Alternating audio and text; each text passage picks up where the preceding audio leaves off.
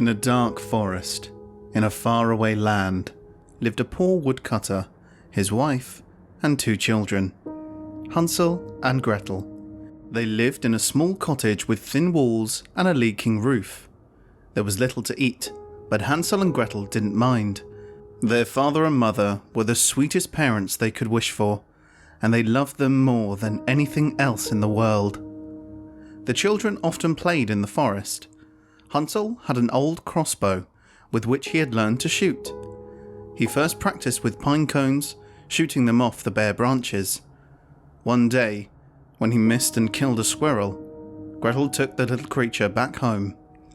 Her mother had taught her everything about animals, from spiders to owls, and from foxes to bears. She knew exactly what the animals ate, and when they prepared for winter, what sounds they made, and how to prepare them for eating. "There's not much meat on it," she said, "but it's better than nothing." That evening, the watery soup tasted a little less watery. Hansel tried more often to shoot animals with his bow, but his arrows were made of twigs, and the heads were blunt. Thus, especially during the cold winter months, life in the forest was a struggle for survival, and hunger lingered like a nagging pain in their stomachs. Their mother could no longer bear this life. It was unbearable to see these 2 skinny little bodies every day. It was terrible to always have to tell her children, there is no food. Therefore, she decided to make the most difficult decision in her life. On an early autumn morning, she crawled out of bed and left the cottage, her husband, and her children, never to return. Perhaps, she thought, as she wiped away her tears in the dawn light, perhaps now there will be enough to eat. In addition to the hunger, the house was now filled with great sorrow. There was just enough to eat, but their stomachs were always filled with questions. Why?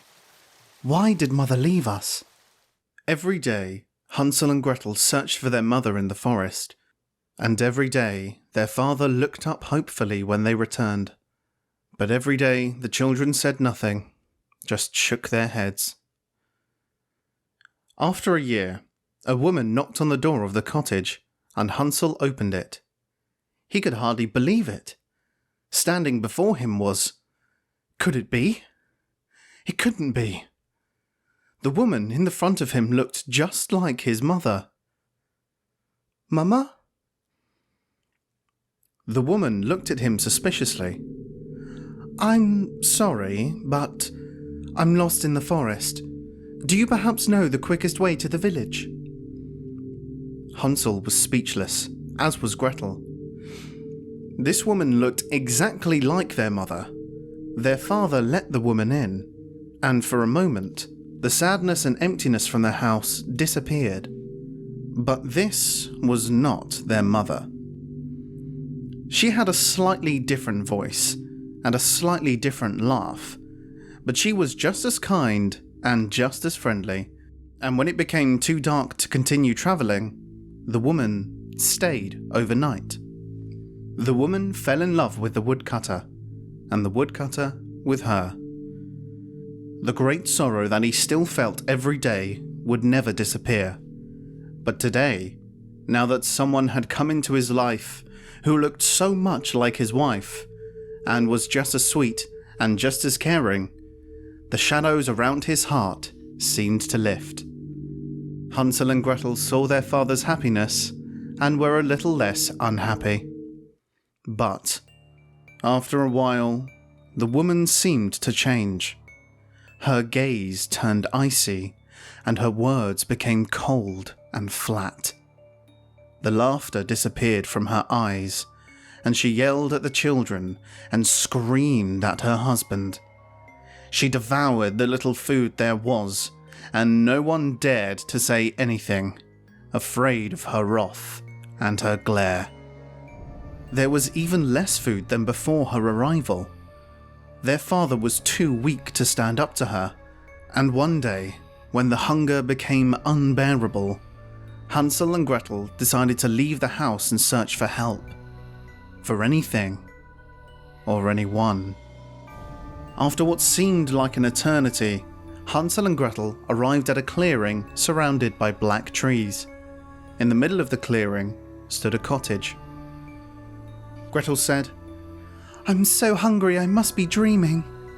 Look, the chimney is made of chocolate, and there is candy growing in the garden, like flowers." "You're not dreaming," said Hansel. "I see it too." He broke off a piece of downspout and put it in his mouth. His eyes closed. Caramel." "Don't," said Gretel. "Taste," said Hansel. The shutters were made of waffles. The doorbell was a cream puff. The walls were adorned with licorice and candy canes. Hansel and Gretel ate and ate and... "Enjoying my sweets?" The children looked up. An old woman, bent over with a thin, wrinkled neck, stared at them. She laughed, and it was not an unfriendly laugh. "There's more inside, you know. Soup with magic balls, cake with whipped cream, toffees and brownies and..." But the children had already slipped inside. The witch grinned. Hansel and Gretel could not possibly escape the clutches from the witch. Hansel was trapped in a cage, and a chain was around Gretel's ankle. The witch gave the food meant for Gretel to Hansel, who grew fatter and fatter. Gretel did not understand the witch's plans until she had to burn trash behind the house.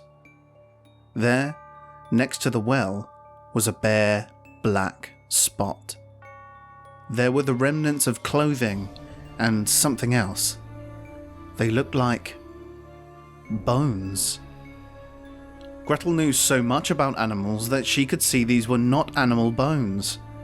They were human bones. Small ones from children and large ones from adults. She cried until she heard that dreadful voice. "Where are you? Come here and feed your brother." The nights were cold and long. The witch never seemed to truly sleep, and at every sound she would open one eye, always the left one, the other was a glass eye, and scan the room to make sure the children were still there, trapped in her house. But this night, the witch was deep asleep.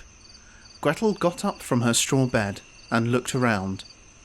The key to her chain had been here somewhere. Silently, she pulled open the drawers and rummaged through cabinets. Behind one of them, she found a chest that, miraculously, was not locked.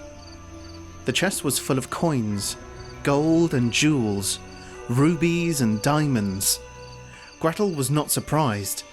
This belonged to the people the witch had killed and eaten. In an old closet hidden behind a stack of dirty clothes, Gretel found a book. Although it was dark, she could decipher the handwriting. "There are fewer and fewer people passing by my house. It seems the world knows who I am and what I do, what I need to stay alive. My hunger for meat grows with each passing day." A diary, Gretel thought. The witch's diary. She flipped through and read, "My decision is made. I will leave my house and go in search of food for flesh." Gretel shivered. "Fortune is with me. A woman has arrived, thin, weak, and hungry. I could kill her, cook her, and eat her, but there's hardly any meat on her. I have a better idea. I'll take her form, for behind that pale skin and dull eyes lies something sweet, something beautiful that I can use.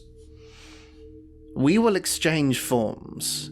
I will let her live here and watch over my house, because if I leave it uninhabited and it becomes known that no one lives here, then Sooner or later, it will be razed to the ground.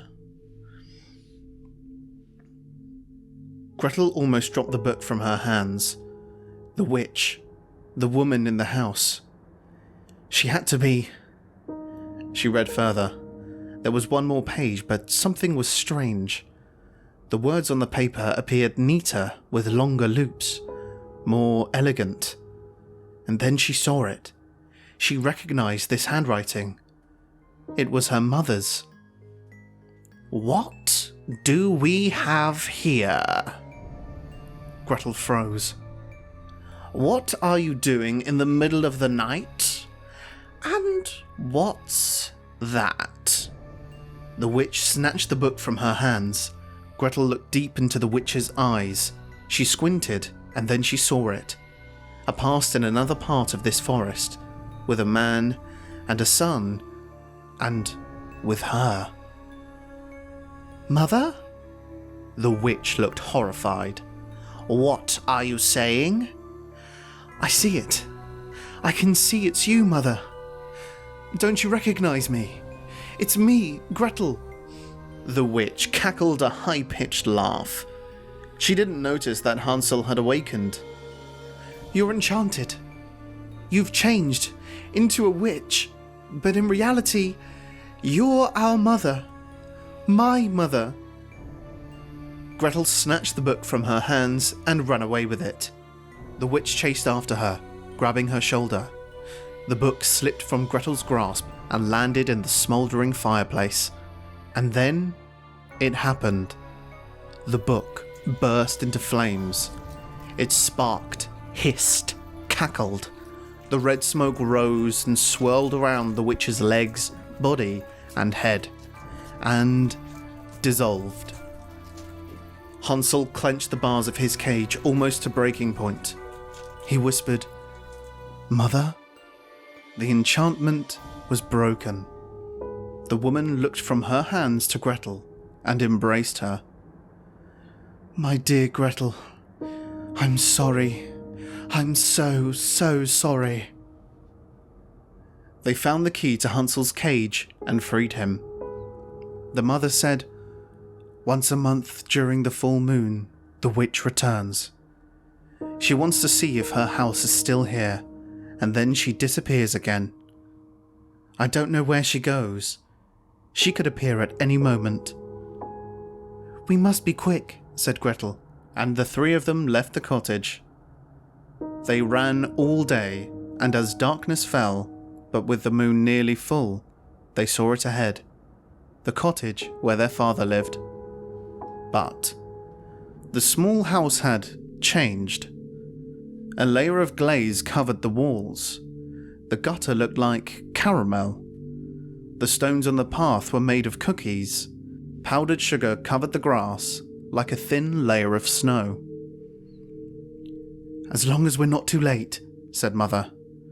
We can't waste any time, said Gretel.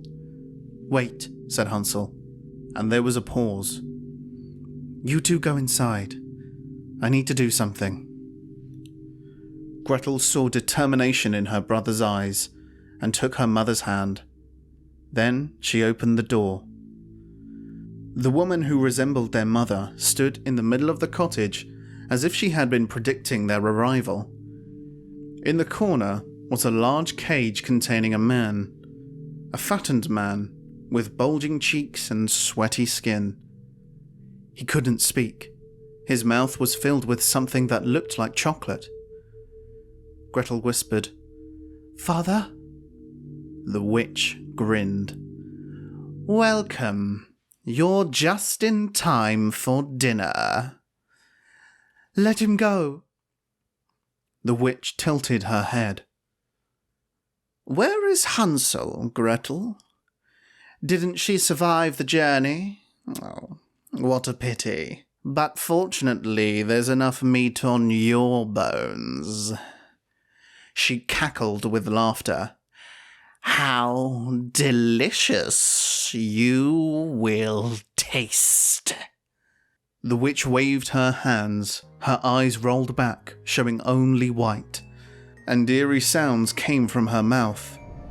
Gretel felt her legs stiffen. She could no longer move her head. Her lips wouldn't part. Soon the witch would be able to chop them up at her leisure and put them in a cooking pot. The witch watched contentedly, hissing the last words of her spell. But then, her voice faltered.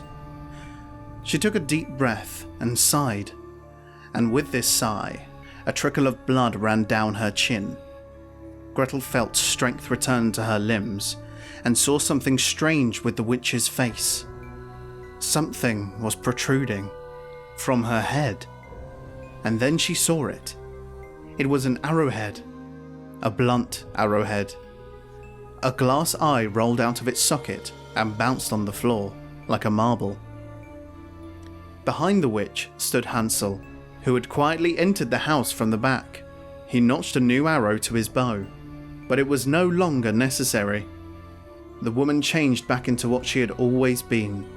Her skin wrinkled, her hair turned grey, and her clothes became black rags. Then she groaned once more and fell dead to the floor. Hansel and Gretel freed their father, who embraced his children. Behind the house, he chopped down a tree. They made a large fire and threw the witch onto it. Her body caught fire and hissed, crackled, and smoked like the magic book in the gingerbread house. That same house was quickly found, and there Hansel and Gretel lived with their parents. With the gold and jewels from the witch, they bought food and beautiful clothes and a carriage with 2 horses. Hansel and Gretel were happy. They had everything their hearts desired, and everyone who passed the cottage was treated to sweets and cookies as much as they wanted. They almost lived happily ever after, until one day, exactly 1 year after the witch had died, a boy appeared at the cottage. Hansel and Gretel knew him. He came there often, and they always had nice conversations. His name was Tim. "Where do you actually live?" asked Hansel. "On the other side of the forest, in the cottage with the thin walls and the leaking roof." "That's our cottage," said Gretel. "At least that's where we lived. It's a terrible house, old and draughty." Tim shrugged while licking a lollipop. "My parents think it's beautiful. What do you think of him?" From his shirt, Tim pulled out a rat with a long grey tail. It sniffed his neck, making him giggle. He knew Gretel loved animals. "Do you want to hold him?" Gretel yawned. She couldn't imagine ever being fond of animals. She now found them unpredictable, dirty, and dull. Even all the sweets and cookies no longer tasted as good. They made her nauseous, and yesterday, after just one sour candy, she almost had to vomit. She looked at Tim. Suddenly, something about him was very appealing. She couldn't put her finger on it.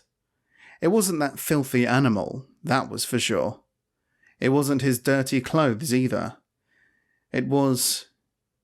She moved a little closer. It was... his skin. She took a deep sniff, and yes, now she was sure. It was his skin. It looked... She could find no other word for it. Delicious. Although she had just eaten breakfast, her stomach began to rumble. A tremendous hunger filled her belly that she hadn't felt in ages. She looked at Hansel. She saw it in him too. His mouth was watering. But she saw something else. She saw something in her brother's face that reflected how she felt. It was a grin. A devilish grin. Gretel stood up. Her tongue slid over her lips. She reached out her hand to Tim. "Will you come with us?" she asked. We have much more treats inside. Much more treats.